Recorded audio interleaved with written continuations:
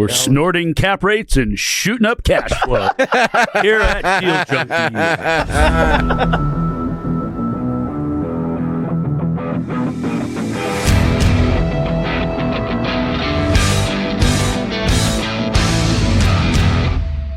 Welcome back to Deal Junkies.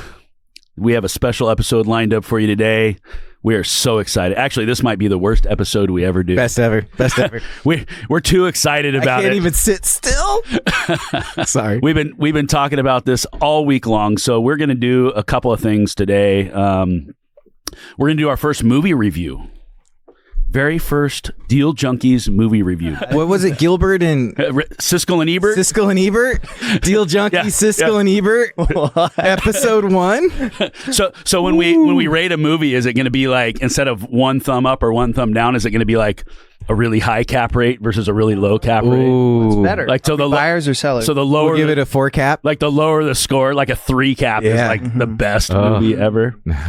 on the sell side. It's the .001 cap. So the movie is called, it's a Harry Potter. documentary, Harry Potter. It's the best movie I've seen in a long, long time. Is that which one were we supposed to watch? Finding the money? The whole series. Miscommunication. Okay, so we are going to talk about MMT. So there's a movie recently released on Apple TV called Finding the Money. It's a documentary. Dane should tell me who did this. Who's the economist who made this movie? Oh, wow. I don't know. She was the aide to Bernie Sanders. Aide to Bernie Sanders. She was his economic brain. Okay, so the premise to this is there's modern monetary theory. This is what MMT stands for. It's And reality. it seems like in the movie it said something about this is a French idea. No, Did I this hear was that? Warren Mosler. That's the guy's name so that's who American I bond originally trader. heard of it from. So how old is this idea? I think it originally became popular in like the 90s. Okay, so this has been around for a while. Yeah. People are kind of talking about it now. Yeah. And I guess just looking at an overarching premise of what they're talking about, essentially saying that our government creates the money, our fiat currency, and so therefore we can never go bankrupt because we can just print money to pay our debts. Also, what they point out is there's really no reason to have to borrow money by selling bonds because they could just print more money. And they don't really have to tax us because they don't need our money. They just print more money. They don't have That's to where tax people us get lost. to spend money. Yes. They do have to tax us. Okay. To make us work. Okay. So Mobilize us. So I think in this movie, it is politically bent, and I will say that most documentaries are very convincing, and most of them are trying to sell you some idea, right? So if you watch this movie, you're likely to be sold on this idea, and maybe it's good and maybe it's a bad idea. I don't know. The movie itself, I think what they're trying to sell is more of like a, we have an agenda, we want to, reverse climate change, do some other things. And we always say we can't do those things because we don't have enough money. And so that leads them to this argument. Well, let's show them through, financial science that we actually can create all of the money to go make everybody's lives better and make the world a better place and do all these things. So that's sort of the underlying political sales pitch that's in it. I don't know how much we really want to get into that. But what we geek out on is the money part, right? But we started this with our Fed conspiracy theory. Okay. Well, I thought we were going to talk about Mike's meetup first before we. Well, Yeah. we're gonna do. We are going to. Gabe's so excited he forgot to do the intro. No, we are. Okay. We're not. Shout out to Investor Lab. Okay, so we're not going to get into MMT right now. Before we We are do gonna that, get into it, though. This episode is brought to you by Investor Lab. So yeah, Mike threw one of the greatest meetups I think I've been to with one of the best speakers I've ever heard. It was amazing. He brought a dude worth $400 million to come. More? Own that much in real estate. No. Oh, I think he said. I think his portfolio was $400 million. He had no. He had one company that was worth $400 million alone. co-founder. He's worth a lot of He's money. an enigma. So AJ Osborne, amazing individual, great meetup. If you haven't gone to Investor Lab, Mike co-hosts Investor Lab every month or every other month. It's every other month. Yep. So like we're in May now, so this will happen again in July, September, November. Okay, do we have a date for Second Thursday of every month. Second Thursday of every other month. PDX Investor Lab. You can find it online. He brought this speaker in to come talk to a group of us, shared exactly how he buys deals, what he's doing, how he built what he did. And it was super fucking cool. The best part is he doesn't care about the end value. That was extrinsic. The intrinsic versus extrinsic value. That I'll never forget it. Never. There are some lessons you learn. I mean, I knew those words before, but the way he laid it out, there are some things you learn that you'll just never forget. And Dane and I talked about this all the way home, driving back to Salem. It's about how we buy deals and looking at intrinsic value. Warren Buffett talks about intrinsic value all the time. So to understand the difference of intrinsic being that asset alone creates its own value outside of what the market is going to do, which is extrinsic value. And so, you'll hear guys like that talk about how when you're basing everything on extrinsic value, you're gambling. You're hoping the market goes up. You're rolling the dice. It's speculation. It's all these things. Intrinsic being, AJ says, I'm not really a real estate investor. I'm a business operator, and I own businesses. I know how to run businesses. I know how to improve my income and decrease my expenses and make more money. And so I want to own real estate that acts in the same exact way. Not I'm buying a building because I think that in 10 years it's going to be worth twice as much. Yep. I made me want to go buy storage units, to be honest. Well, seeing his actual breakdown of the deal numbers, and he's like, I bought this for $2 million, and 5 years later, I made it worth $8 million. So, and that's where he just chose the asset class where his business principles would work the best in. Yeah. I thought he had the most defined buy box and plan and approach to it that was so simple, but so clear. He came up with something very, very similar to Logan DeVos, where he wanted 120% return in a 4 to 6 year period.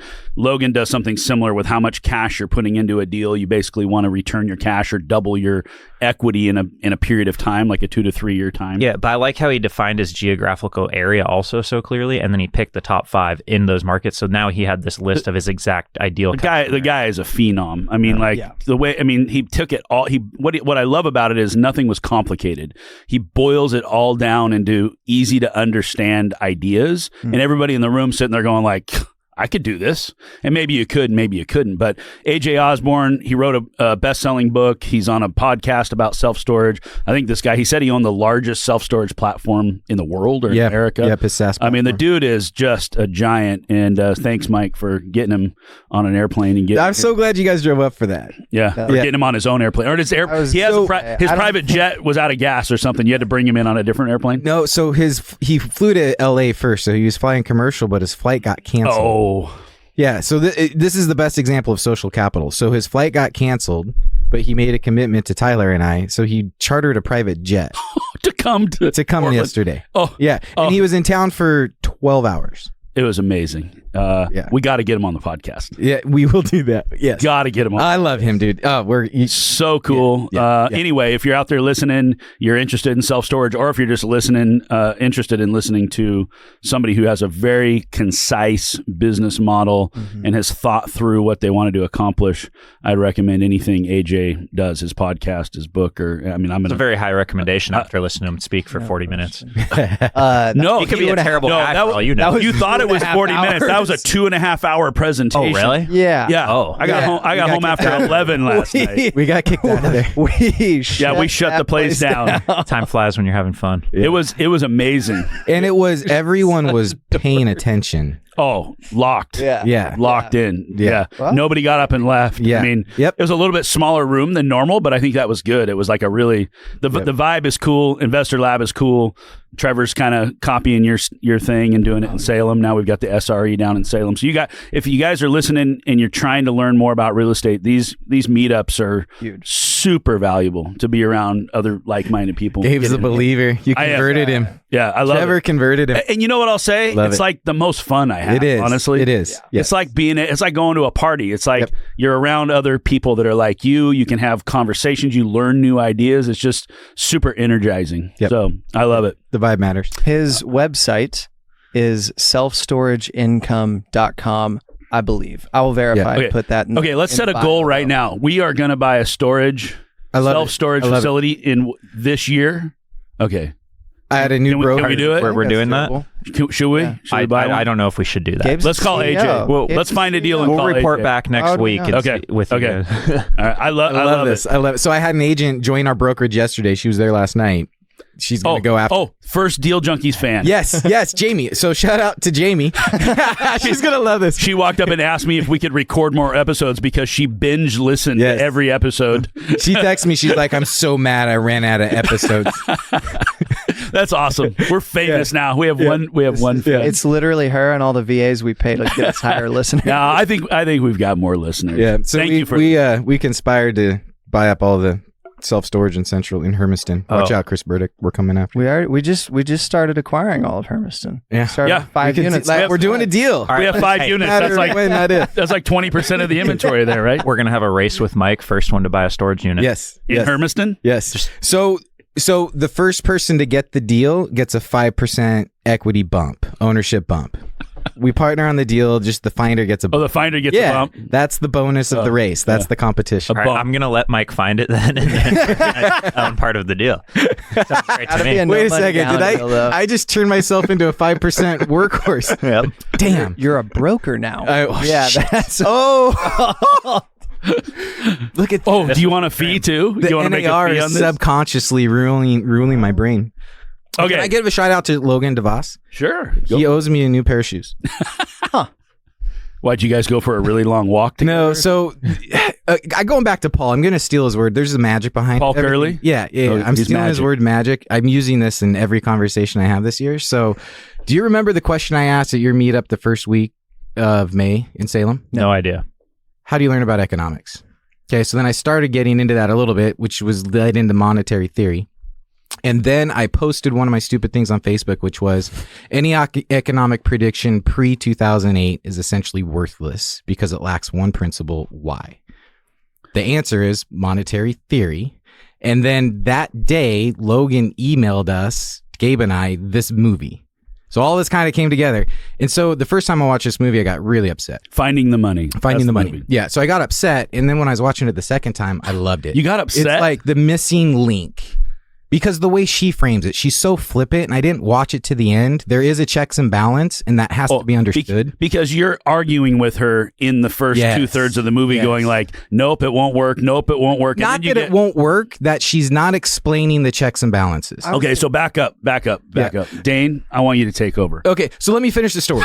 Yeah. Okay. So here's the problem. I really got into it, and I was at the dog park because I'm going golf, and I had to get my dog, and I walked down a muddy fucking trail, and I had my brand new white shoes on. So it's Logan, you owe me a fault. pair of shoes. It just seems like. But here's the poor best planning. thing. This is the missing link to my financial education. This is huge for me. Wow. So my financial education started in the 4th grade with Miss Schlitsky. She dropped a bomb. I'm gonna try so hard not to cuss on. She this. dropped a bomb. She dropped a bomb. So she was the one that during career week told me about, taught us what an entrepreneur was on Thursday, and then Friday I proclaimed. When you're 10 years old. Yes. So, and then on Friday I proclaimed I'm going to be an entrepreneur. In the check writing, check balancing your check education, she told us, do you know what the difference, why we call a credit card and why we call a debit card? Because you're doing credits versus debits. Yeah, but why? The way it shows up on a balance sheet. Yes. Yeah. So she started the balance sheet conversation, and I could never reconcile that. That day in class has popped up in my brain so many times because she started explaining, because a credit card, it creates a credit. You use a credit card, it creates a credit. It shows up as a credit on the bank's balance sheet and a liability on yours. We call it debit card because it's a cash transaction, and it debits your account. It debits the bank's balance sheet because now they have fewer deposits. You have fewer cash. And then that debit is a credit on the seller's balance sheet, and so on and so on. I couldn't reconcile that really until I understood modern MMT, which I learned about in like 2015, 2016. But you've heard me talk about arguing with ChatGPT and how I'm saying that the Fed shrinking its balance sheet doesn't actually pull money out of the economy. Just like the Fed buying debt doesn't add money to the economy. It speeds up money because the money is already in the economy. And so what in this movie, where most people are going to lose it and get lost, is when they talk about how economies were started And the way to start an economy is you have to put money into it. Yeah.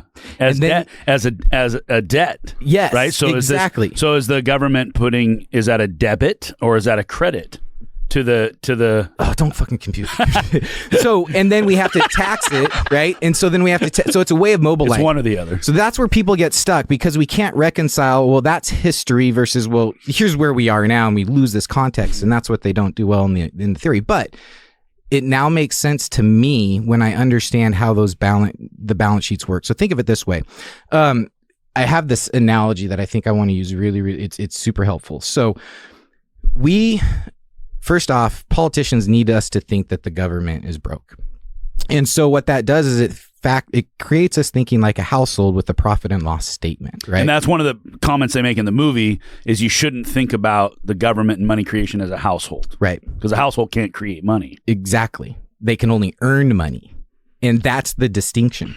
So what that creates then is that's a spending and borrowing. It's a deficit discussion, right? So then we think of and then we frame the government spending and income taxation as a P&L thing, but it's not. It's So what you're balance. saying is we're tying our tax dollar to things they're spending money on, and it doesn't actually line up exactly like that. Correct. If you step out to a macro level, everything is math. It's like energy. It doesn't go away. You create a dollar, it doesn't go away. You put it somewhere, it just moves around. And go ahead. Just as one side note, it's interesting how they talk about how the money really doesn't have any value, right? I mean, it's the stuff you want. It's the resources that you want. And this is where one of my favorite quotes on there. So there's the guy, The one we're going to play a clip for. There's a lot to unpack. Not here. that one, but the dude who's in the Economy Hall of Fame. That guy. Oh, I'm in the Economy Hall of Fame. I've never seen this. And there's an Economy Hall of Fame. That's what he said. I've never been there. If this guy's in it, it's a fucking laugh factory. We should go there. So he had some big role in the government. So a treasury note is not a lie. It's not a liability. That's what he says. The treasury note is not a liability to the government. But it is. Yeah. It's a fucking IOU that they created. Exactly. That they have to pay I back. thought you were going to try to swear less. Yeah, I am. He gets 3 F words in each episode. He's at 4 right now. Oh, So put him in the penalty box. It's a credit. Turn his mic off. there's another. So, and what he misses, and this is what a lot of people miss, is he is correct. It's not a liability. It's both. It's a liability and an asset. And that's how money is a median, what do they call it? Of exchange. Of exchange. Is because it's both. It's always both. Both. It is always both. And that's how money moves from one balance sheet to the other. And this is the discerning factor I hope everyone gets out of this. We're one huge balance sheet. The government is on one side of the balance sheet. The private sector is on the other side of the balance sheet. And the banking system is in the middle. And I haven't actually done the checks and balances to make sure this theory works yet. But if you look at it, the Fed is the reverse pivot of the balance sheets. Does that make sense? No. So the way that the liabilities and credits show up on the Fed is opposite with the government than it is with us. Sure. You know what they're doing is they're force balancing the balance sheet. Yes. And that's what people don't understand. So when the bank gives us money, they literally just create money. And that's where the Fed rate happens. All this washes out overnight. So think of it this way. We've had X amount of dollars put into the economy over time. We've had Y amount of dollars pulled out of the economy over a period of time. So that means we have X minus Y in the economy. Well, all that money is in our bank accounts, our cash, right? It's everywhere. Every day there's all these millions of trillions of transactions at the banking level. And then at the end of the day, some banks were profitable that day. They took in more deposit money than they put out. And some banks put out more money that they took in.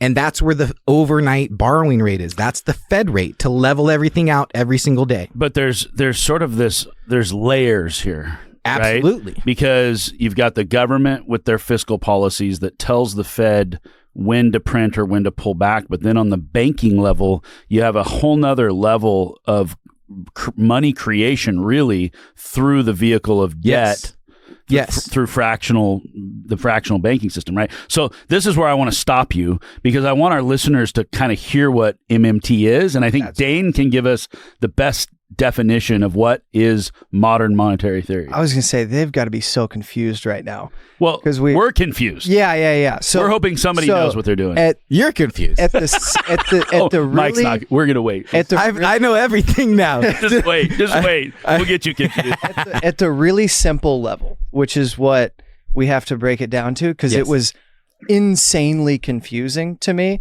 when I tried to listen to Warren Mosler talk about it on a podcast with a guy. And this was you've actually heard this guy. Yeah. Okay. So I thought we were watching the movie on the podcast today. So we're gonna sit here. Like what's that show where like you see the silhouettes of the people sitting in front of the screen? Yeah. Just watch us sit here and watch this. I thought we were doing that's what we're. I thought that's what you meant when you said we were doing a movie. No wonder you're confused. So I listened to a bunch of podcasts to try to, 3 specifically, to try to wrap my head around it before we came in and watched it. Did you watch Finding the Money? And then I watched Finding the Money because you guys were like, no, we're just going to talk about it on the podcast. So I missed that part, but I watched it on Wednesday. So the thing that made that so good was reframing the fundamental idea that the government has to tax us in order to spend money.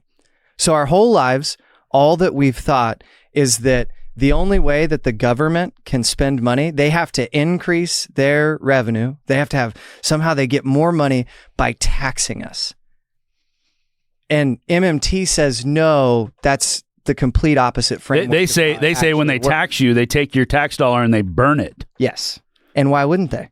They're taking it off the table. Because it already served its purpose. And so the government, you have to look at it, say day one of the economy. Yes. The government has the ability to tax people. And if they don't pay their taxes, people go to jail. You have a larger fine. You have some sort of labor. And we don't really have that right now because people just pay their taxes because that's the understanding. But what are you gonna collect from them if you haven't given them any money? But where'd the money come from? So finding the money is okay. Day one, you're a government. You have to give money out to the people in the form of debt, an IOU, in the form of an IOU, and say, so hey, is it the government's debt or is it our debt? It's the government's debt. So it's the government's liability. It's your credit, right? It's your asset, right? So they give you cash. No. Where were we on the first day of the economy? You owe the government the tax. No, you got it. No. So this is currency. The currency, not the tax. The IOU is a liability to the government. Yes. And then that money is now lent out. Yes. Now you have this money that we just created. So now you can go spend things. It's not lent out. It's spent into the economy first, I thought. Well, he's talking about day one. Yeah. On day one. On day one, it's spent in. How do you spend it in? You give it to the banks. You tell the banks to go give loans. That's what our minds can't fathom is, well, how did you spend it into the economy? Well, the government spends on goods and services because they need services and different things too. So they start spending. And so that's another really important part of this movie is they talk about how like during World War II, there's a book that was written on how do we pay for the war. Mm-hmm. And the premise essentially is that during that time they got people to buy war bonds and they had all this sort of propaganda saying don't buy stuff, just spend as little as you have to, get only the necessities. And essentially what they were doing behind the curtain was they were saying we want to spend a lot of money on this war, and at the same time we can't have the people spending money and competing with us because we're going to get inflation because everybody's going to be fighting over a limited number of goods and services. So we need you American people to stay at home and don't vacation and don't buy the new car and don't do all this stuff. And really what they were doing by selling war bonds was pulling that money back off the street. Exactly. Because now, we'll give the people some interest on that money, but it can't be deployed and spent into the economy because we've got it again, right? So then you talk about the bonds. So we've been on the conversation of just taxes. Real quick on that. So the war bond is the best part of the movie because money is used to mobilize resources. And that's the best example. We need to mobilize all these resources because we're going into war. And if you use your money to spend on other things, we can't mobilize these resources. Because it's not a lack of money. It's a lack of resources. Exactly. And this is a resource conversation, which makes it an inflation conversation. But back in the day, way they knew how to actually teach us something. So the message in the movie that they did back then was buy these bonds, buy only what you need. So it was the mentality, and this is why I say we are in modern monetary theory every time I speak, is because we no longer have the mentality of buy what only what you need. If we go into World War III, we might get it again. That's the way you get everybody to behave and come together as one country, is when you're at war. I mean, look at 9/11. Like, America was more united. Mobilize resources. On 9/12, America was more united than it's ever been again since that day. I still don't think we're describing it very well. So their whole point is we're looking at the economy poorly. We can print enough money to go fix climate change, is the argument they're making, and it will not negatively affect people because we can create money. We don't need to bring in tax. That's the end of the story. So, we haven't got there. Well, hold on. So I think we dive through, like, MMT has like 5 main points. Okay, let's do that. MMT. I wanted Dane to do that, but he watched the wrong movie. Can I do one analogy really quick? Okay, go. So one of the best analogies was one of the boisterous politicians in front of the podium on Congress just saying how bad monetary theory is just like modern dietary theory. You can eat cookies all day long if you want. And that actually, if you understand modern health, you can eat all the cookies all day you want, so long as you burn all those calories off. Otherwise, you're going to inflate. And this is where, otherwise you're going to inflate. And here's the other thing. Here's the reality is if you eat cookies all day long, you won't have the energy or the desire to burn off all the calories. And so that's the controls and balances, and that's where inflation comes in, and that's where how you spend the money. The little fine details are the micronutrients in your diet. Okay, so before Trevor tells us what MMT is, that was Dane's job, by the way. Yeah.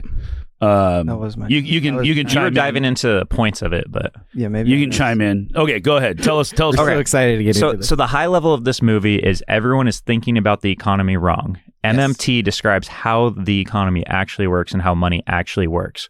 They're trying to reframe it to benefit our society, we can spend more money to benefit everyone through fixing climate change, fixing all by creating it out of thin air. Hold on. Yep. By creating it out of thin air, and everyone right now, like you guys said, thinks we have to collect more tax dollars. So everyone says, where is the money going to come from to pay for all this? Their whole point is we don't need to find the money. We need to find the resources to fix this and print more money to pay for it. And then the whole point of MMT is you have to watch not the deficit, but you need to watch inflation, and that is the tool that we need to look at. Okay. You watch the surplus. And then they will dive into, so they have main points and main questions they address. Okay, so let's do that next. Let's unpack what you just said there. So right now, in the world we live in today, we're talking a lot about inflation. Can I really real quick? Okay.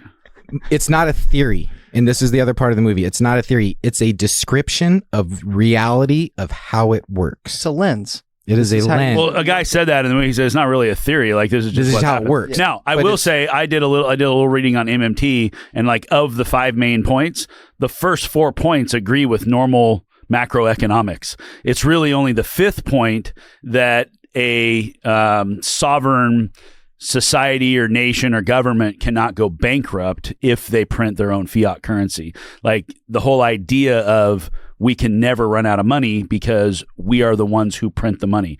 So inflation, going back to just a very elementary, we're all dealing with inflation. We've been hearing the word inflation every day for the last few years, and it's just too much money chasing too few goods and services. So to Trevor's point, what they talk about in this movie is that it's not the money we're looking for, it's the resources we're looking for. So then what I'm trying to unpack is, how do we utilize that money to go find these resources? When really, to me, since Nixon took us off the gold standard in 1971, the only way I can reconcile this is that since 1971, our dollar, which is still the world reserve currency, if it ever is not, we might have some really big changes in America coming, I would imagine. But since 1971, we have not been on the gold standard. So before, a dollar meant you could go swap a dollar out and you could get a piece of gold. It represented something. Mm-hmm. Now it's just a number, right? It's just a number on paper, metric. But it's protected by the world's largest economy. Mm-hmm. It's protected by the world's most powerful military. Mm-hmm. Right? So if we have the world's biggest economy and the world's biggest military, why don't we just go take the resources? Why do we even have to screw around with money and go print the money? That's what I mean, maybe that's what we're doing, and maybe that's why we have a military base in every country that's oil rich. I don't know. Well, okay. So ultimately this gets to climate change because it ultimately gets down to the world's resources from a planet standpoint. And that is the biggest balance sheet. And because we have territories, we have natural resource balance sheets. So every time why are our oil reserves so important? Because every time we take a gallon of oil out of our nation and put it into the economy and it gets spent outside of our economy, we just debited our natural resource balance sheet. So that's what it ultimately goes to. To answer your question, money is what we use to mobilize to then get those resources, right? So we have all the oil companies and all the workers and all the employees. So we have to spend all this money to then get the oil to then change that medium of exchange. And it's just it's the most efficient bartering system we've been able to invent. Correct. Because we don't want to go find those workers and say, hey, we'll trade you all this other crap we have so that you'll come do the job for us or whatever. So, and this is so important about the gold standard. The gold standard was a governor to our consumption of resources. Does that make sense? So now we have a new governor. We do have a new governor. And it's called what? Taxes? Inflation bonds? is now our governor. Well, inflation is okay. So let's stop for a second and let's let Trevor tell us the 5 points of MMT. So the first point is the federal government is the issuer of the currency. Okay. That's just the first point they make. We all agree that's true. Yep. The second point is finding the money is not the issue. Finding the resources and managing inflation is. We can all agree that that's true. Yep. Third point, currency issuers don't tax first, they spend first. Mm-hmm. Well, in the very beginning, that's how it was. So I would imagine that it's like chicken or the egg. Which one came first? They had to put the money out before we could. That's their whole point is they can't get people to work and tax them until they spend money and give them dollars. Okay. That forces people to then do labor for the government. And we get stuck in the chicken egg conversation, which just listen to our episode about 1913. It started at the same time. We should talk maybe about what they did with buckaroos. That was a pretty good, That was really that was a pretty good way to explain it in a simple Explain it. Because the biggest point that they make is that the only reason the currency is worth anything, and this has been true for all time. This was Roman Empire. This was Sumerian Empire. This was the British, right? What is it? It was British Empire? Yeah. Was that they had the ability to enforce the payment of taxes, and if you didn't have the ability, then the money wasn't worth anything because nobody cares. Nobody cares because you're gonna go back to trading things for things instead of things for the money. Well, so it's so the that you can pay your taxation, taxes. It's that threat that actually mobilizes. Yes, Ooh, exactly. Now we're talking about crypto. That's all that matters. This is why they hate crypto And so bad. that's the fear. Well, and the yeah, we won't go down to that. Buckaroo. We won't go down that. We can go down that path in a minute. But the Buckaroos is really relevant. So it's the college class. The college class. So it was at the University of Kansas, Missouri, University of Kansas State, Missouri, whatever. Who cares? And they said to all the students, "Hey guys, in order to get your grades, in order to be able to graduate from college here, you have to get 10 buckaroos every semester until you graduate." So they created their own monitor. You have to pay us 10 buckaroos to get your grades. They did an experiment and they created dollars called buckaroos. They created buckaroos. Now go on. And the only way you could get a buckaroo was by going and doing labor. Volunteering labor at the campus. At the hospital, volunteering for community service, any sort of. And you could go earn more than 10. You could go earn more than 10. And then you could go trade. And then somebody your else, excess. Yeah, you could sell them. You could sell them for something to somebody else. Because I go, I don't want to volunteer. I don't want to do it. I'll buy your 10 buckaroos. What do you want? I'll give you a keg. I'll give you a keg of beer. And yeah, and that was their whole point. Was they're saying, hey, you can't get your grades. We have the ability to enforce this, and so everybody does 10 hours of community service. Somebody would do 20 hours of community service, and then in return for that, they would get whatever, the keg of beer. They would get some cool basket that somebody knew how to make. That was the example they used. Yeah, but here's where, and this is where people get lost. So that's just 1 year. Yeah. Right. So that's one government spending year. Mm-hmm. Right. So they put buckaroos into the system. People earned them and then they had to give them back. Mm-hmm. So if they were completely equal, the government put it out, the government got it back, everything, the balance sheet's evil. Mm-hmm. Well, no one saves any money. No one can save any money because they have to give it back in order to pass. So we can't have a government at zero The government has to have a surplus in order for us to save. But we don't want you to save too many of those buckaroos because we need your volunteer work next year. Don't fucking sidetrack. I don't. Right? Can we just understand? Yes. In other words, if savings accounts get too big, dude. people are not not going to work anymore. No. Their point. That's true. No. So their whole point of that was to show that the government has to run at a deficit. Because that's why they did that. Yeah. So the government is running at a deficit, but there is a surplus, and the surplus is with the students. If the students decide to save buckaroos, every 1 for 1, it's equal every time. Yeah, the school now has a deficit of one for every student that saves $1. Can we go back to the balance sheet discussion? So over a long period of time, for people to make sense of this, the government spends money throughout the year, and then they tax money. So at the end of the year, they either spent more than they taxed or they spent less than they taxed. If they spend more than they tax, that's spending. Spending is someone else's income. So if they took back less in taxes, we have that money. We have more money. We have that money. So, in the vice versa, if they actually tax more than they spend, they take the money from us. Yeah. So if we want to have our own resources, what is an asset? We don't have the right definition of an asset. Things. Well, they do break out goods, services, and assets. They call it three different things. But we call an asset something that pays for itself. No, an asset is a fucking resource. Swearing. That was 5. That's not like 8.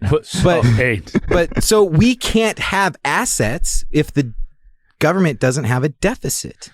Right. One of their main points was you look at the U.S. debt clock and our U.S. deficit. Yes. They paint the picture that this is the U.S. savings. This is a benefit to the rest of society, the private sector, savings. Because this is dollars that the government is giving to us that we now have and can choose what to do. So every president in our lifetime has ran on a platform of lowering the deficit, which essentially what they're saying in this movie would mean it would take money out of our pockets. Correct. Because we would have less money and it would pay down this debt that they claim the deficit doesn't do anything negative to anybody on planet Earth. Positive. And it's actually positive. And it's only happened 5 times where we've actually run at a surplus and it created a depression.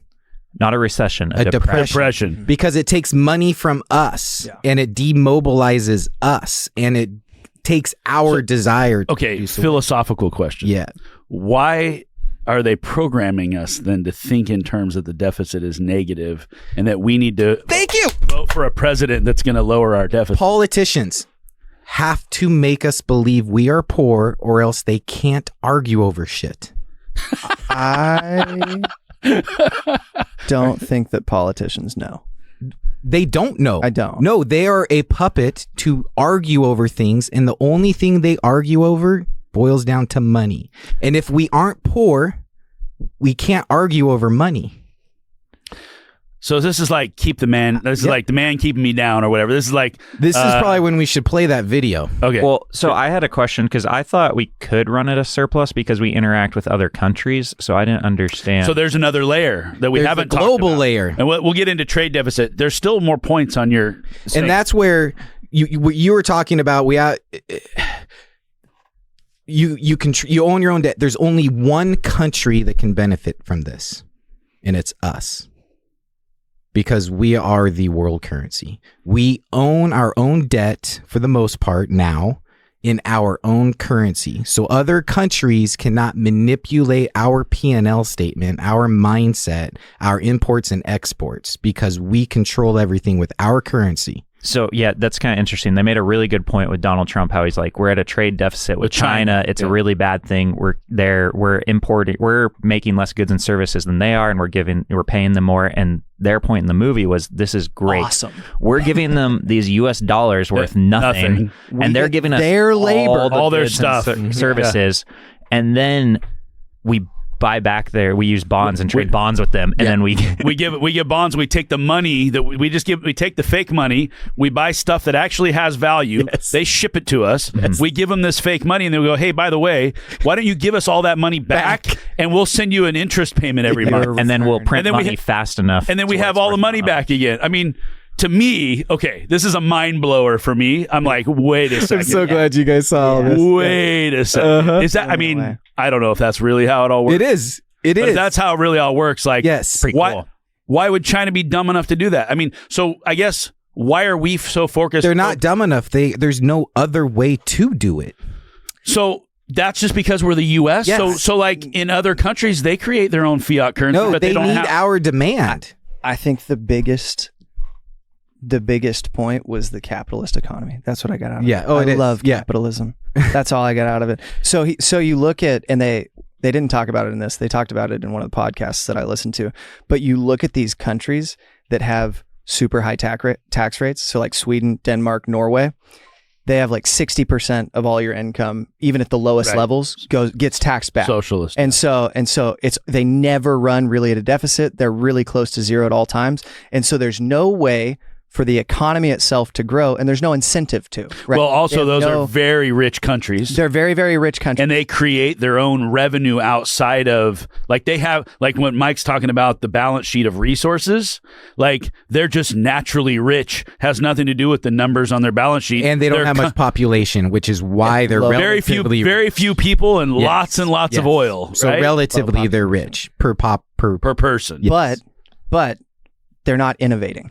And that Yes. was the point from the movie. They don't change the world. They don't If you change look the at the globe. countries that are doing that are America and Germany, it's all these countries with lower tax rates, better small banking, and they run on a deficit at all times. So Germany's in debt. That was a huge thing during COVID, was that Germany doesn't know how to can't control inflation, because everybody was looking at it through the wrong lens in capitalist societies, where they were just giving out money because that was the standard, but not to the right places. And so that was part of the point in the movie too, was, hey, we gave out $2 trillion just to the guys that were sitting at home, and we didn't mobilize the resources in the right way. And so that's back to your point of, hey, we can do it, but we have to mobilize those resources in the way that they need to be mobilized, not just give money to people who aren't creating. So this is a wonderful segue into the COVID conversation about $6 trillion is fiscal policy. So the government says we're going to generate $6 trillion out of thin air. Well, the first, what it was at 1 trillion or maybe 2 trillion of it goes straight to the street. Yep. So Paul Curley talks about money filtering into the system, and we don't really understand exactly. Bottom up. And at least a portion of it was. Yeah, the first time it's ever been. So you take the first trillion of 6 and you just hand it to everybody. Okay, that's one problem. It lights inflation on fire because everybody's got spendable cash in their pocket. The other part of it is you tell them they can't go to work. So now you have lack of productivity, right? Close. Okay.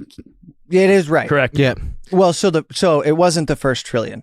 The first 3.8 trillion was actually spent really well. We spent it in the right way. It went towards payroll protection plan. It went towards some other the EOP. Because if you look at GDP, so we had 2 quarters of significantly down GDP, super down, and then 2 quarters of significantly up. They kind of wiped each other out. It was the stuff after.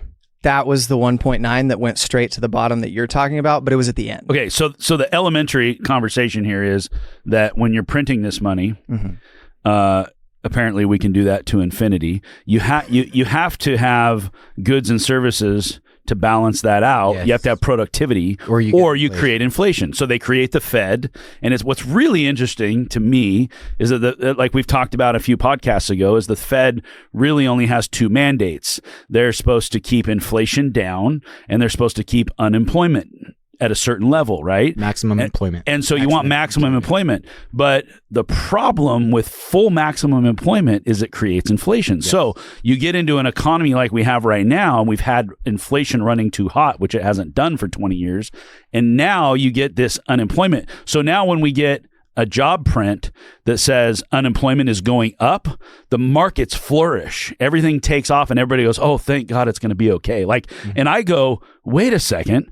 Do we live in an upside down world? Like, what's happening right now? More people are unemployed, so that's a good thing. Well, the point being, you put too many people to work and you put too much money in people's pocket, and now you have too many people chasing too few goods and services. So the only way to balance that is to increase production.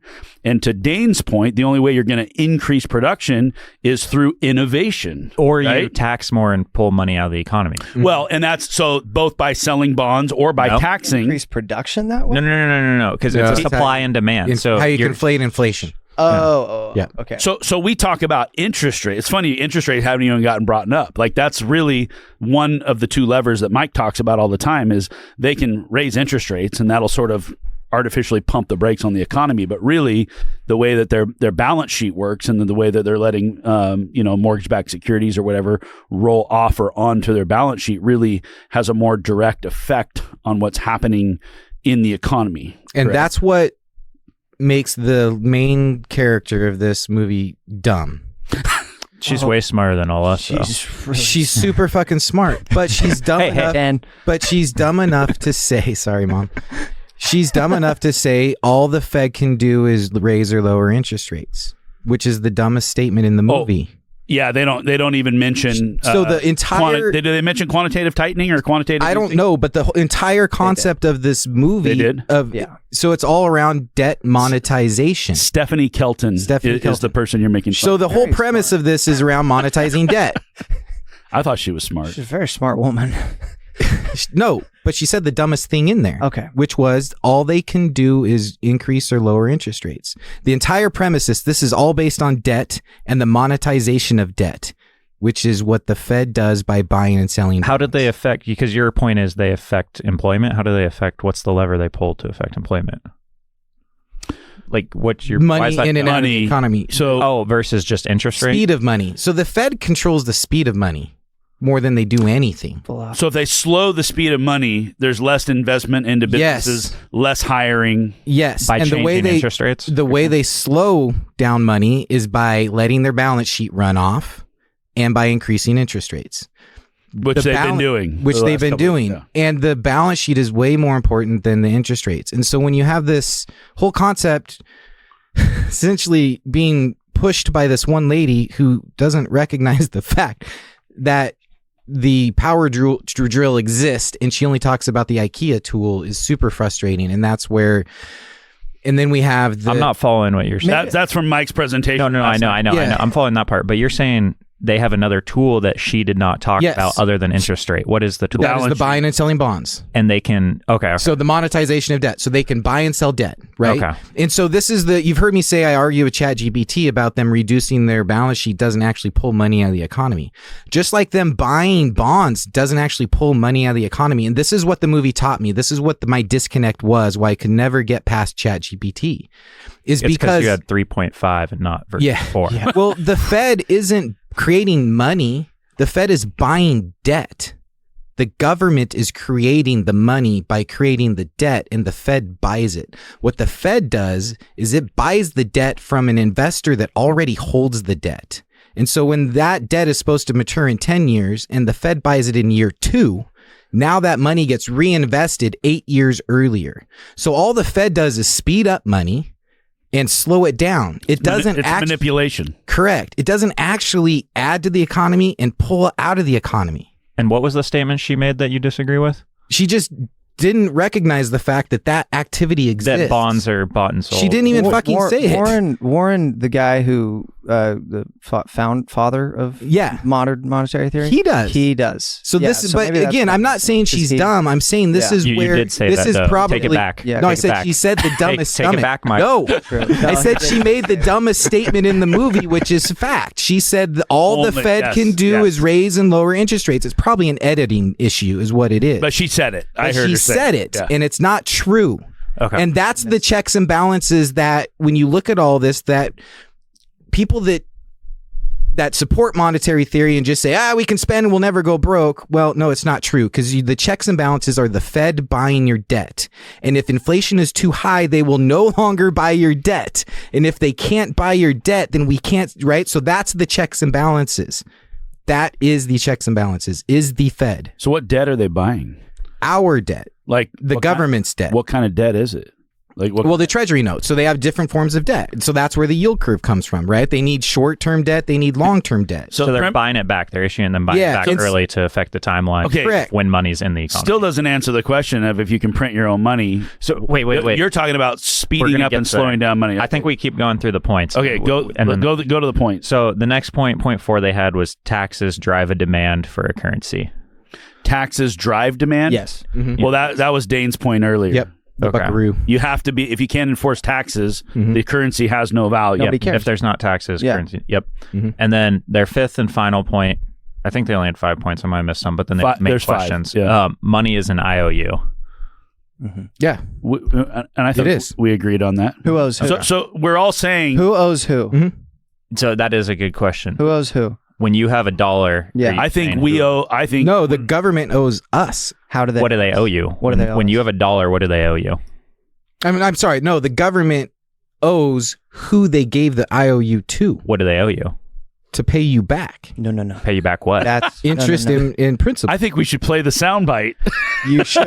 Yeah, because I This don't is think- perfect timing. That's what you guys argued with me a minute ago about, Okay, and I think it's us owing the government. This may derail We us. owe That's them. taxes. No. That's no, what I'm saying. Yes, we have to. But that's pay not them. what we're talking about. We're talking about So- the actual note. Okay, yeah, they give you a $1 bill. The actual financial The instrument. $1. They give you $1. Which is a treasury note. Yep, you have the $1. I have the dollar, What do which the government owes me $1. But For you that have the $1. It And then I $1. trade it for taxes. It represents $1. It represents something that you could trade for a value. Yes. It's an IOU. Correct. The Ultimately, government to you. ultimately, But then it they can't say be you got to traded give for it back. And so taxes. now it's like, I owe you, so I give you this, but then I need like 30% of it back. Yes. And Dane, you speak on this. I think you. No, you're that- thinking of that- it differently. So I just want to set the stage here real quick. So one of the premises, I think the main premise to this movie is, if we can print our own money, why do we... Well, I have those questions, yeah. Why do we sell bonds to borrow money? Why do we borrow money? Because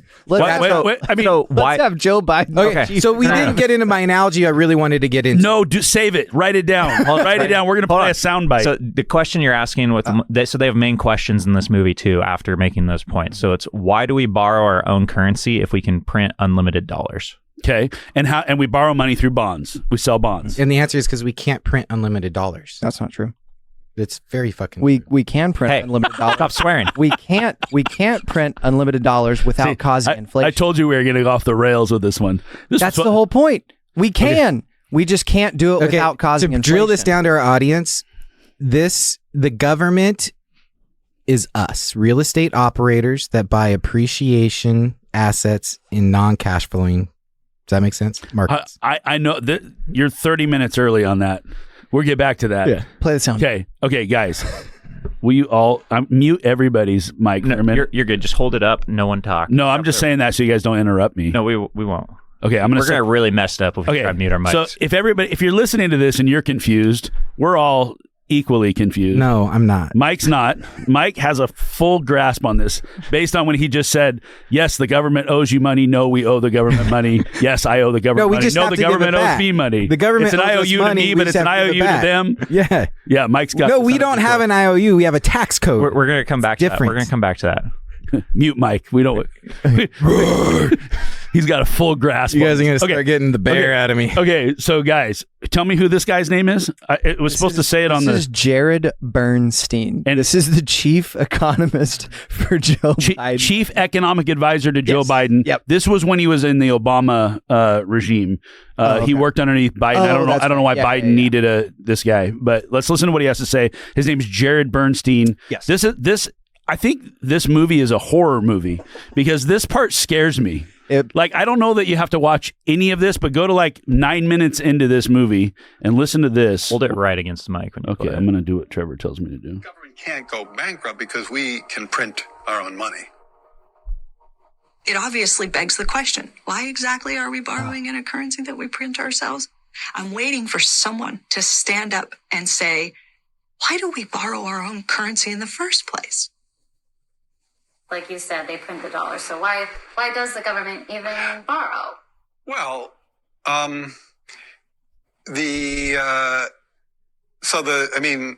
again, some of this stuff gets some of the language that some of the language and concepts are just confusing. I mean, the government definitely prints money, and it definitely lends that money, which is why the government definitely prints money, and then it lends that money by selling bonds.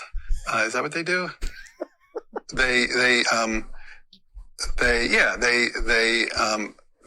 sell bonds. Yeah, they sell bonds, right? Because they sell bonds and people buy the bonds and lend them the money. Yeah. So a lot of times, at least to my ear with MMT, the language and the concepts can be kind of unnecessarily confusing, but there is no question that the government prints money and then it uses that money to,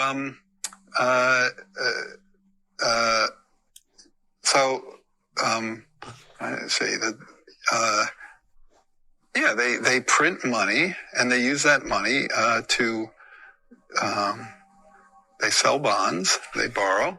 I guess I can't really talk. I don't get it. I don't know what they're talking about. Like, cause it's like the government clearly prints money. It does it all the time and it clearly borrows. Otherwise we wouldn't be having this debt and deficit conversation. So I don't think there's anything confusing there. No, I don't think there's anything. That makes total sense. Between Mike and Jared, I have a full grasp on what's happening now. I'm glad we watched this movie. The government, it's really helped me a lot. The government prints money. And then it gives people the money, and then they sell bonds to the people that have money. But it lends the money, and it borrows the money. They're selling bonds so they can get the money that they just gave the people back. They want it back. This is the man who should have one of the best grasps on how this works. You would hope so. Yeah. Well, so the chief economic advisor to Joe Biden. Yeah. What he missed is that I don't feel so dumb anymore. When they sell bonds, they're doing that to reduce the amount of money that's being traded around. M1. They're reducing M1. So this is like the war bond. They're pulling money off the street because they don't want to compete. Yes. They don't want us competing our spending with their spending. That's exactly. Yes. So they're selling bonds. Oh my God. I'm so proud of you guys. I'm so proud right now. This is amazing. This is amazing. Proud Papa moment. It is a proud Papa moment. Okay. So we borrow the money to take the money off the street. One thing that's very interesting to me, which wasn't discussed in the movie, is we call this currency. We call our money currency. Isn't that a weird word? Current. Like there's a current, like it's a river. Mm-hmm. It's energy. So when you talk about the way money works and we put money out, we pull money back and we do all this stuff, the best description is to say speed. The speed of, we speed it up, we slow it down, we speed it up, we slow it down. Money likes movement. Money doesn't like to be stagnant. Yes. It's the reason why savers are losers, because money doesn't want to go sit in a dark cave somewhere. Money wants to keep moving. Produce, wants to mobilize. That's how you accumulate wealth and how you work this system. So, like, when you think about this, the speed of money, if it gets too fast, if I'm understanding this correctly, that's when we would get inflation. Yes. And then we go, we got to pump the brakes and we got to slow the speed of money down. Mm-hmm. Yeah. Am I? No, that's on. No, I'm with you. Okay. No, I'm with you. So we got a couple. So now, really, we have a couple. The government actually has a couple of mechanisms outside of the Fed because the Fed doesn't tax us. The government taxes us. So the lever that the government pulls to pull that money back out is taxes. Mm-hmm. The way the Fed pulls the lever is by selling bonds. Mm-hmm. Yes. So the government and the Fed both have levers and they try to work together somehow to pump the brakes and slow down the speed of money. Except the Fed has two levers. They can let bonds mature or they can sell them. Why do you say that word like that? Mature? Yeah. Are you not very mature? You're just smarter than me. How do you say it? Not from Texas. Mature. Sound like a California. Mature. I'm mature. So if they sell it, it really slows down money. I want to go back to that. If they just let it mature, it naturally slows down. The speed of money only matters when it's going towards a limited resource. And so the problem during COVID and why we had such an incredible amount of inflation. What's the most recent? It's the opposite of war bonds. The absolute opposite. It's a really great example. Well, the reason it was an issue was because there was so much money flowing towards unproductive assets. We should have done what we did in World War II and said, everybody stay home and don't spend any money. Instead, we said, everybody stay home and don't work. And spend a bunch of money. Don't create anything. And here's a bunch of money to pay you for not being productive. Which is okay when you're trying to replace services. But not goods. But not goods.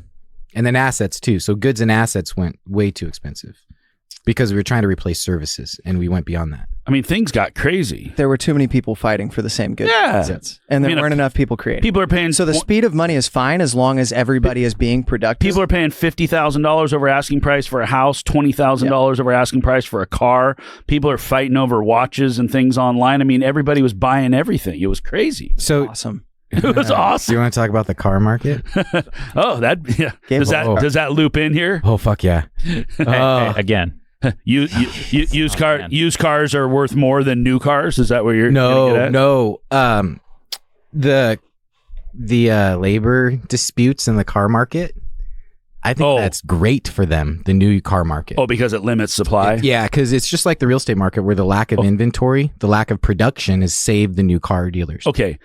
They learned a very valuable lesson during COVID when they had the chip shortage. Yep. So number one chip supplier in the world burns to the ground. Nobody can get chips. Everybody's trying to buy cars. There's a shortage of cars. So this exacerbates the problem. It had nothing to do with COVID other than we had a huge amount of influx of demand, and now we can't make the car. You got thousands of cars sitting in fields that are ready to be delivered, and they're waiting for one little microchip, right? Well, the car industry learned something very, very valuable during that time, is they could make a lot more money when they built some scarcity into their supply, because for all the decades prior, at least for several decades, I was in the car business 20 years, we had more cars than we knew what to do with, and every single one of them had a rebate. None of it mattered. There were just way too many cars for how many people needed to buy cars. Yeah. And we were like artificially trying to put people in a new car every year and do all these things.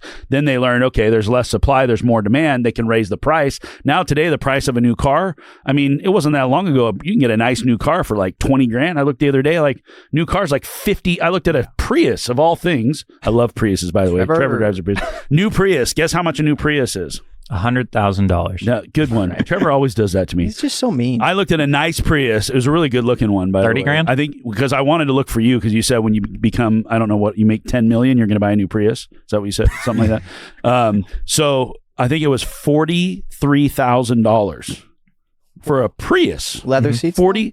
I mean, it was a good looking car. I didn't sit in it. I didn't drive it. Or Yeah. But $43,000. I mean, it doesn't seem like I was in the car business that long ago, but 43 grand was like, like an Escalade back in the day. The Prius has power mode on it, which you saw when your GTR was lined up against my Prius yesterday, and I turned that thing on power mode. I beat his GTR in a race.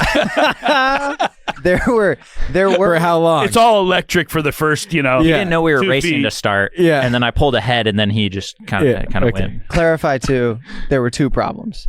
One, we had more spendable income. And then two was that we had a shortage on cars. But that was then now. So let me expand on all that.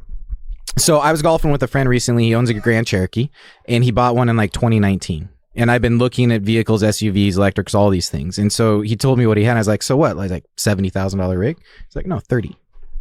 But that same rig now is 70 grand brand new. And if you look and you actually want to figure out what's happening in the car marketplace, used cars. So I was in it for a while, and I was now flagging stuff and seeing every used car price reduction. Price reduction, price reduction, price reduction. Because demand is backed out. Interest rates are too high. Exactly. But new cars, no price reductions. No price reductions. No price reductions. One of the things you brought up a minute ago, I love the thought process of the balance sheet of countries and our natural resources. And one of the things we don't talk about very often is that our labor is probably one of our biggest natural resources, right?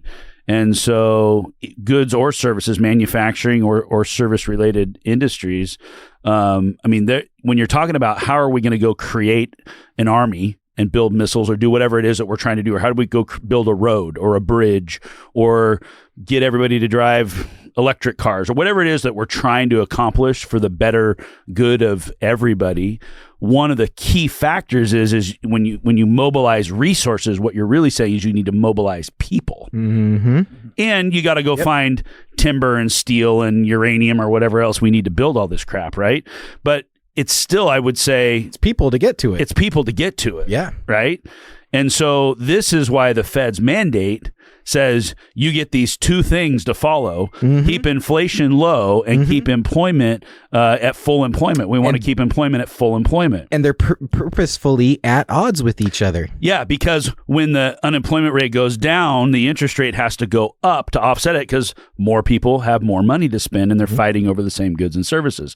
So then this is why we celebrate a bad job print that says unemployment went up. We go, woohoo, rates can come down a little bit. We can kind of release a little bit of that death grip the Fed has on us right now. Yes. Because they've kind of brought the speed of money to a halt. Yes. And we can get a little bit of momentum start working out of this. Yes. Money can be faster again and our assets can go up in value and we can liquidate them. So what you're saying is like this podcast is way more valuable than this movie that we're watching. Like we actually can understand a few things. So my ego was telling me before this started, my ego said this is going to be the most important thing ever for America. Our podcast. This podcast. This is gonna go viral. We should send it to Joe Biden. We should.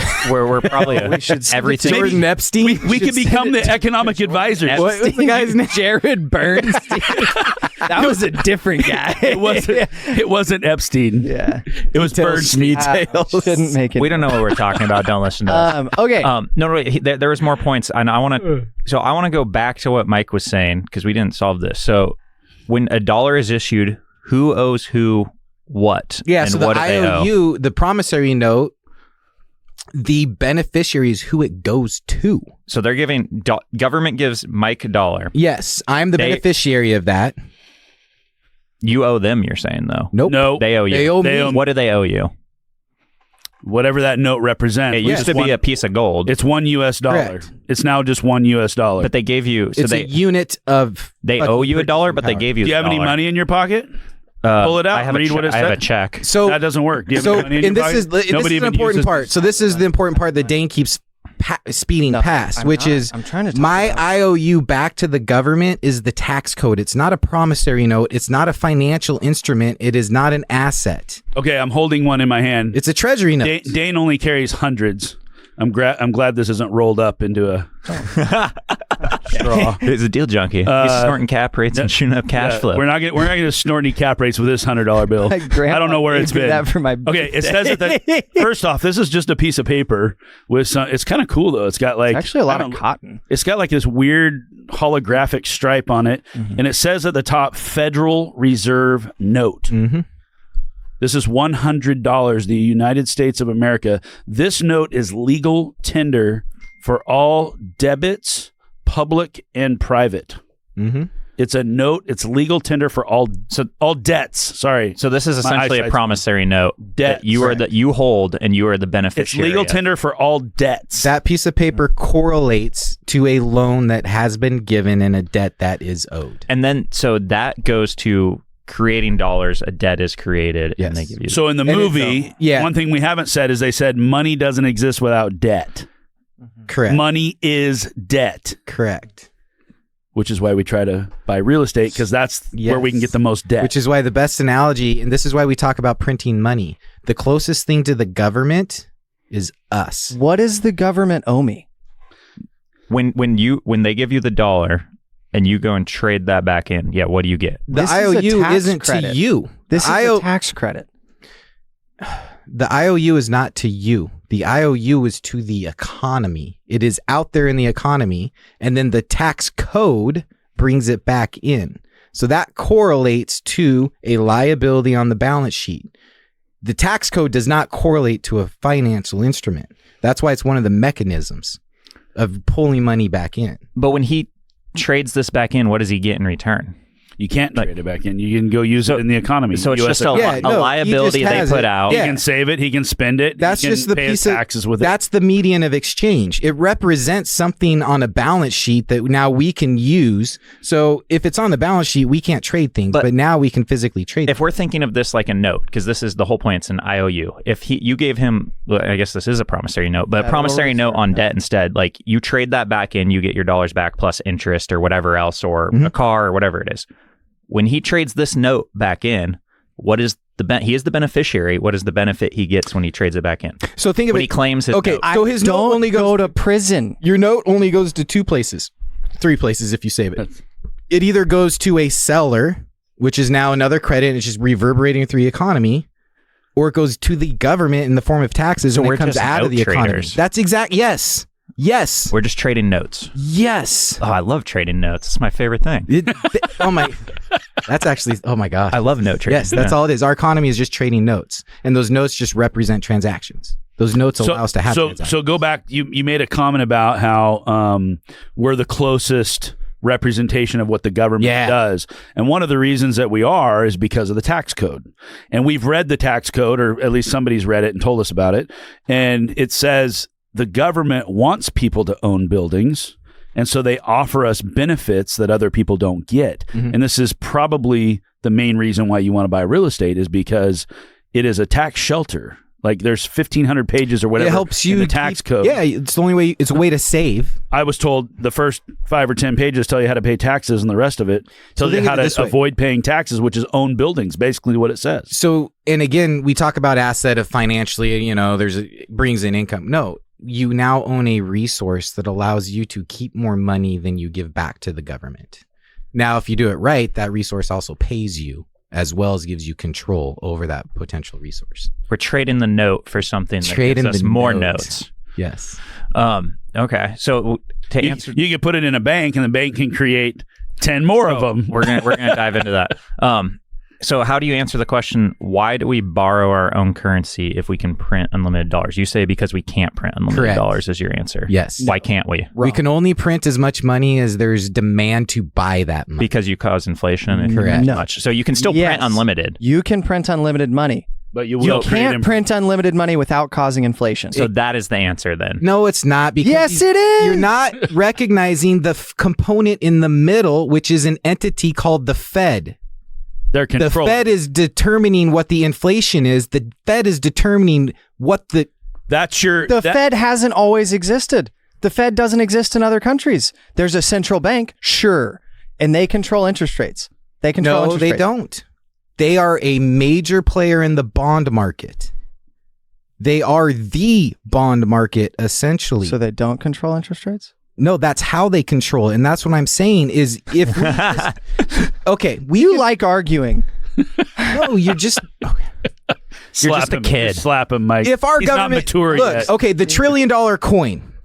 The stupid fucking idea that's been been floating around about just creating a $1 trillion coin. Well, it's only worth something if the Fed says, yes, we will buy it.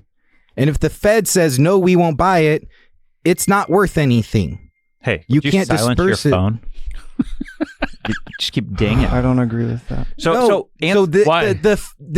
You were right with what you're saying about inflation, but what you're missing is that inflation decision is made by an entity who has control over the speed of money, because they've been given that control. They've been given that control. They've been given that mandate as a pseudo governmental agency to follow fiscal policy that the government gives them. So they're supposedly politically neutral. They have these couple of things that they're supposed to be doing, and one is interest rates and one is their balance sheet. And your point is the balance sheet is the drill, and the interest rate is just the IKEA little whatever that thing is called, a little wrench that makes your hand hurt when you tighten up your furniture. So Dane says he doesn't agree with you. I want to hear what Dane has to say about this. I tried. That's the whole point is that the Fed. It's the nuance we disagree on. The Fed can print as much money as they would like, as long as there are workers who will spend that money without causing too much inflation. Who will work for that money. And then trade it with each other, who cares, without causing inflation that they can tax up later if they want to. The whole point is that they can enforce taxes. That's all that matters. I get, yes, I understand the Fed that. part doesn't matter. Even if we didn't have the Fed, the government can still, so like Roman Empire, Buckaroos had no Fed. The point is that somebody will work for that buckaroo, but if they give too many of those out, then people don't work for it anymore. Yes. Because, oh, okay, all of a sudden now you get 2 buckaroos for 1 hour of labor, but you still only have to pay 10 buckaroos to get your tax payment in and get your grades back. And that's why you create a Fed. That's why you have to. Yep. And I'm only talking about the one side of the equation. You're saying we can print as much as we want as long as we increase the tax rate and pull it out of the economy. Or No. you have enough goods and services on the other end to offset it. Right. Because now you don't have too many That's dollars where we chasing too disagree. few goods. And that's where we disagree because we have Why? a finite level of goods and services. No, we don't. And resources. But if you 1,000%, Okay, we have sorry. a finite. Sorry, we do, but it's constantly increasing. Okay. It's No, constantly population's increasing. declining. Goods and services are increasing. Why? Because we're more efficient than we've ever been before. Yes, technology is a Yes, significant so our portion of it. GDP continues to increase higher than the inflation rate. It is a because faith. we are You more are making a efficient. faith statement that we continue to outproduce. And if that is true, yes, you are correct. I don't think it's a faith statement. I have something to say. You Well, don't think without that we're technology, constantly you're getting not allowed more to speak. efficient? I'm not going to cuss. In the movie, this is we sort of buried. Dane riles me up more than this anybody. this is the finale. This is the finale of the movie. It's a great segue into where they go with all this. Is that yes, you can print as much money as you want as long as on the other side of that equation there's enough goods and services so that you don't inflate, which is a funny word, by the way. Inflate, making your money worth less, is called inflate. It sounds like it should be the other way around. Anyway, so now you have this conversation. Okay, we could print as much as we want. She's right, as long as we have the goods and services. To their point, the Green New Deal specifies lower carbon emissions, build better infrastructure, make better healthcare, all the things that everybody goes, sure, we would love to have all that stuff. Her point is that is the goods and services needed to offset. So when you print the money and it is designated specifically not to just go to Main Street, but to these productive classes of things that we want to fix in our country, that it will not create the inflation that they're saying it would create if they did it. That's like the mic drop at the end. And that's good mathical science. That's a word. Is Yeah. mathical a word? Mathical It's one science. word, actually. It's mathical science. Mathematical science. I'm mature and mathical. So I still don't understand, why do we borrow our own currency if we can print unlimited dollars? Okay, so You got to pull the money here's- off the street here's- to slow the speed of money. yeah. Yes. He said it all. Never mind. Sorry. I'm sorry, Dane's mom. Let's let Dane talk. So it's better. Use- It's better use it. to borrow than print. Use a really good example. Like as a story, because we think in stories. So if I like you, Dane. you got to start. He doesn't like you right with now. I know. that there's no. That's why I I said- love Mike. I love Mike right now. I love that Mike always thinks he's right. It's awesome 1,000% right. because there's 2 of us in the room. Not 99. Didn't we No, talk about people that, that were is- all the way confident? Yeah, like you you're only supposed to be should- 99% confident. Like, have you You're not considered- one. As soon as you're over 100%, we know you're full of Have you shit. Okay? considered getting into development and starting raising money from people? I'm turning into a con man. You already Confident do. man. You're already that guy. Okay. So the example being when you think of money, you're thinking of it as though like it's all perfectly utilized all across the economy. And it's not. And so the problem in 2008 was what? There was a bubble. Why was there a bubble? Because there was only this amount of money in this bucket of goods, call it farming, right? And that bucket of money and that bucket of goods was $1 billion when it should have been 10 billion. And the bucket of money in housing for bad debt for people who weren't ever going to pay it back was $10 billion when it should have been $1 billion. You're so smart. And so you had $11 billion in the economy, but it was in the wrong places. And so when they buy bonds, the war bond example was, hey guys, buy less food, buy less cars, don't put as much money into things that we don't need right now. Give it to the war bond so that we can pay for the war. We didn't need it to pay for the war. We needed it to be able to, so the government pulled it out of the economy so they could put it in somewhere else. So they borrow the money rather than printing it because printing it will produce too much in the supply and demand curve. They're borrowing it to redirect the flow. So remember money like a current? So they're pulling it out. The river was flowing into the wrong direction that they needed it to, and they had to slow that river down so they could divert the money somewhere else. Couldn't you, though, print a bunch more money and then spend it over here and outweigh it? That's what they did. Doing. But they have to pull the money out from somewhere else first, or it causes inflation. So they printed the money. They went and bought airplanes and missiles with it. And then they said, we have too much money in the street, so we got to sell these war bonds to pull the people's money out so that they're not competing with us on their spending while we're buying all the airplanes and missiles, right? Because that would create inflation. So we borrow our own currency rather than print it because they're two different levers used in different situations? Yeah. Okay. Well, I think they're always printing it because, the point of the movie is when they tax, the money comes back and they just burn it. Gone. It's gone. It's a debit and a credit, and it comes back together and it becomes zero again. Out. Okay. And now they have to continually keep it flowing. They're like they're a wellspring, right? Like, what do you call that at the beginning of a river? Like the head of the Metolius, right? Like the Fed is the head of the Metolius. That's just where the river starts. And once it starts flowing, then you have to manipulate it with the Fed's levers and the government levers, and the U.S. government. They deposited to come up with the fiscal policy or whatever to re-divert those funds. The Fed is the dam? I don't think that. Yeah. No, you're right, but it's not the government doesn't have to push it through the Fed first. No, the government puts it into different programs and says, "Hey, Fed, but until it gets this so that we can rebalance the balance sheet because we're going to put out $2 trillion to the payroll protection." So here's how the government creates money: they create a spending package. Okay, $1 trillion spending package. House, Senate agree on it. Okay, print $1 trillion, deposit it at the Fed, and then spend it out of the Fed. And that's why we talk about trickle down. Yes. Because they pass that spending bill, but it doesn't hit Main Street right away. Correct. They trickle it down. Yep. And then meanwhile, so they want it to hit certain buckets on the way down until it gets all the way. This is where where it starts blowing their mind. Because when they create money, say we're going to spend $1 trillion over the next 10 years, what's going to be on the Fed's deposit sheet that they can borrow against until it's spent. So it's not just putting money dollar for dollar in the economy over 10 years. Now that can be levered as a tool in our economy to speed up and slow down money. And that's where the reverse purchase market comes. This is where it gets even crazier. So to Paul Curley's point, it's all rigged. Another way we're saying it, which is nicer, is it's manipulated. Yep. And it's manipulated to try to steer the flow of money into the bucket of goods and services that is most effective, efficient, or serving the purpose that they're currently trying to serve. Yeah. And it's all 100% done through balance sheet math.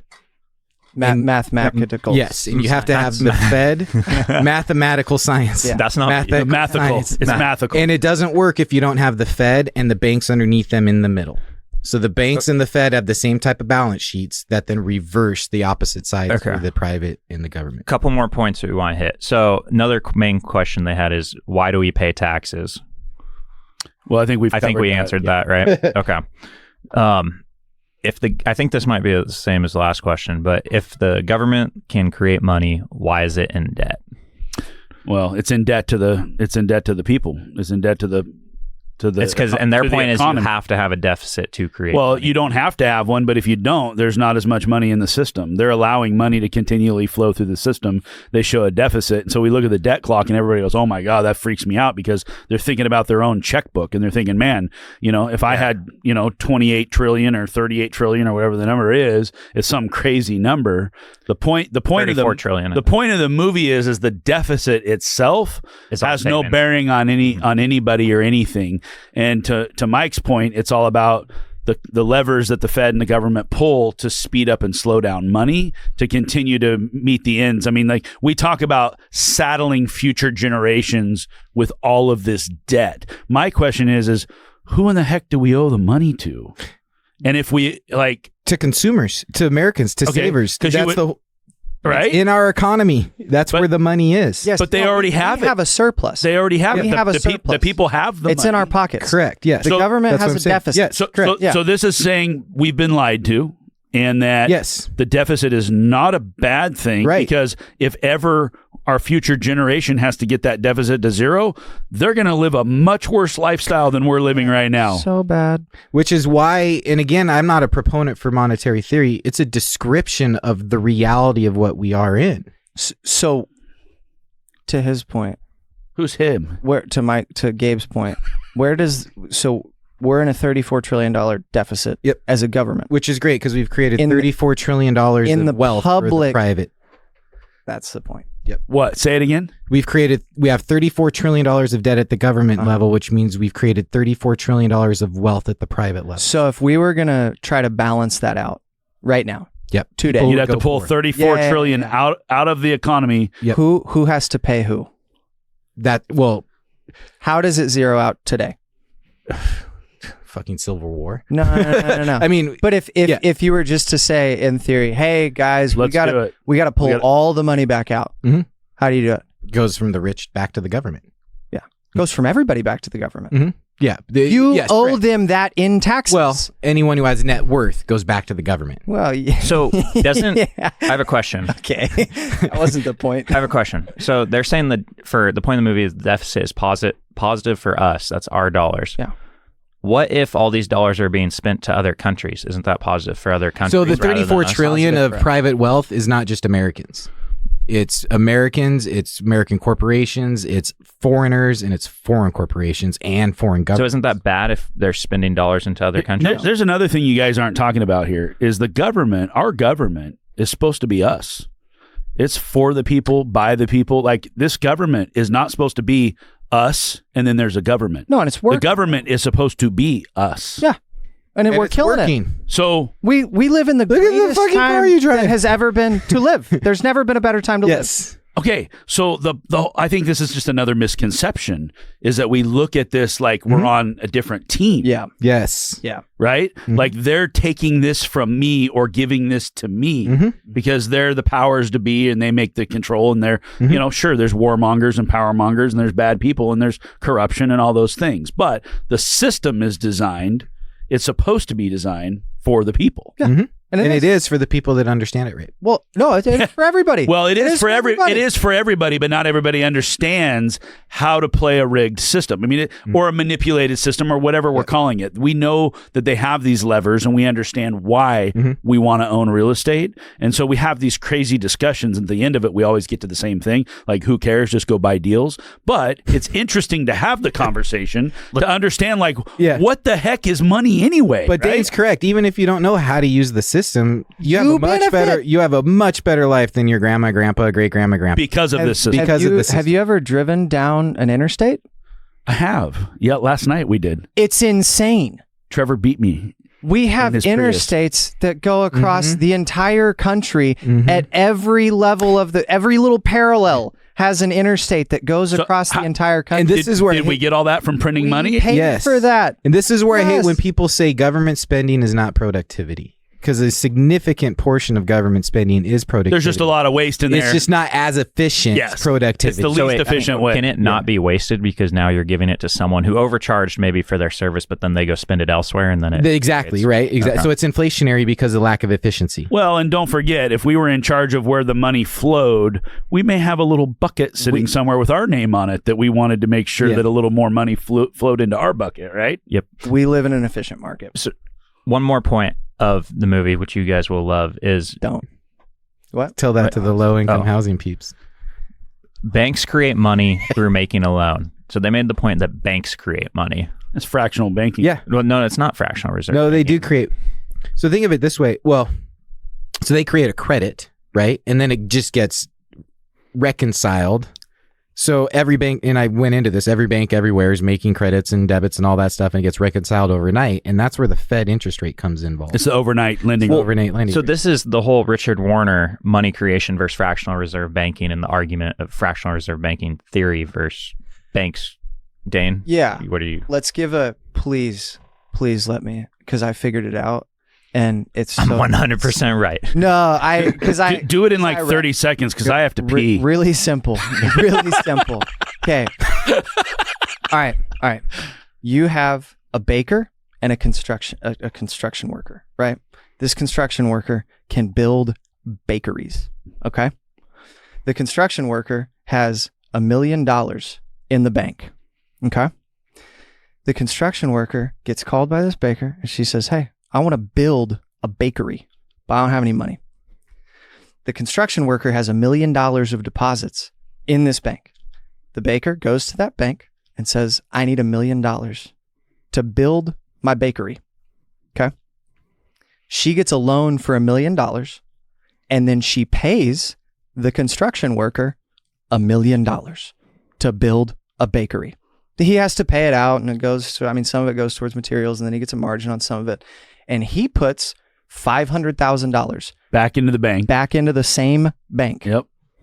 The same $500,000. Yeah. And then they lend it out to a guy who likes to build cars, but he needs a car shop. And so they give that guy, wait, how much money is in the bank right now? But what you're missing, you're saying there's 1.5 million in the bank right now. So what I you're don't. but you're only talking about one bank, and that's what you're missing. Is there's more? Well, there's multiple banks that are all. But it scales please, it scales the whole. I just asked you 2 minutes ago to let me finish. Just to the minutes that the Fed allows it by the control of deposits. So the banks our banks minimum can deposit ratio. Yeah, correct. But they've changed that. So the Fed controls how much money banks can create. I wasn't saying they couldn't do that. No, but the example in the story that everyone uses is it just goes out of control.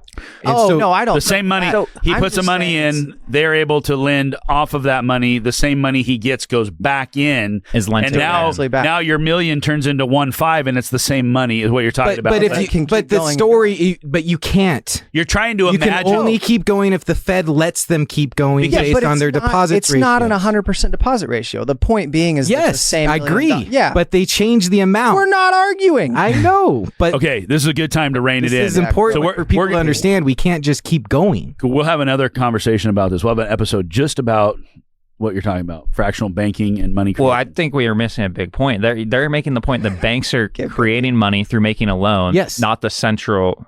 They are, to the extent the Fed allows them to do with their deposit. We're going to have to dive into this later. So it's a movie review. We're supposed to say, do we like this movie? I fucking loved it. It obviously got us talking. Yeah, it was a well-done movie. Banks don't create money, though. Hey, we're going to dive in that later. Let's say what was what do we? Hey, you two. Does create money. They don't create money. They turn down their mics. Same turn dollars. down their mics. Mute their mics. Comedy. It's the same dollars. When you no creation. It's only the same dollars when you look at the entire system and lots of banks getting leveled out every day by the Fed. Hey guys, we're going to talk about that later because we're going to run out of time, and Gabe wants to eat lunch today. Yeah, that sounds awesome. And I want to go pee. And he wants to go pee. Did we get anywhere? So yeah, no. That's what we're doing right now. So what is the point of all? What do you do with that information? So great, Mike, you're super smart. You understand all this. What do you do now? The biggest takeaway for me was that I was always like, I'm mad that the government taxes me and takes my money, and then they go buy bombs and they drop them on, poor people in other countries. Like, that's just not cool, right? And so that's also, I just don't like them taking my money because that's just, it's my money, right? Don't steal from me. You shouldn't steal from people and you shouldn't hurt people. And I feel like they're stealing from me. They're hurting me, okay? So what the biggest takeaway for me was when they say they don't tax you to go spend that money. They create their own money to go do whatever they're going to do anyway. They tax you to burn that money. They tax your dollar to go burn it. That's like, to me, biggest takeaway. I think the documentary is very well done. I don't agree with all the political ideologies. I like the concept. I think MMT is probably, like Mike said, it's probably a real thing and a way to describe it. It's not necessarily a theory. So it's a bad way to call it out as MMT. It's just modern. It's just a way to describe our modern monetary system. Okay. But I think the movie was well done. I think they skipped a couple of really important things. I think they made a couple of people really look like buffoons. And I think it brings up they were just politicians. They are buffoons. And I think it really brought up a really important conversation and challenged us to look at things in a different way. I think this was a terrible movie for this group of people to watch because it just made you want less dollars and more and more more debt. real estate than you already do, Yeah. which you're already addicted. And it just reinforced your ideas you want already assets. have, which you need more conflicting ideas, not more people I telling know, you to they're- get rid of your dollar. Positive So it didn't reinforcement. ask the most important question. How do we create more resources? And next week, Innovation. Mike will let you know. So are we going to give it a review? Would you guys? I love it. I liked it. I really liked it a on lot. a scale, what was a perfect movie? A 3 cap, and a really bad movie is like a 10 cap, or what? Dude, Like, this was a half cap. I agree. I was a pay zero cap. extra. I'm going to give it a solid 5 cap. This I was was an going to say, I'm in the 4.5, 5. I pay $105 for a $100 note on this one. I only remember the last movie I ever watched, so this was the best movie I've ever seen. Oh my gosh, I need a nap. I need a lot of things right now. Yeah. Well, I don't know if this was our worst episode or our best I'm episode. not done. I think Dane gonna and Mike are going to fight in the parking lot after this podcast. How many times did we agree while we disagreed? So wrong. Well, if you guys are listening, thank you for putting up with us. We sure have a lot of fun doing this every week. Trevor has something And- he wants to say. If you made it this far, share this podcast with someone you think would enjoy it, whether it's this episode or another one. Yeah, we need more than one fan. Come We on, do. guys. And text us a timestamp or email us a timestamp for where we should put a short If tail. you like a clip in this podcast, Mhm. message Deal Junkies Real Estate Podcast on Instagram and tell them the timestamp you liked, and yeah. we'll call you out and give you We'll give credit you a for a gift short. card. There you go. And Dane will give you $1,000. on a A note. buckaroos. We need some Deal Junkie buckaroos. All right, guys, we're going to sign off. Thanks for joining us. We'll see you next time.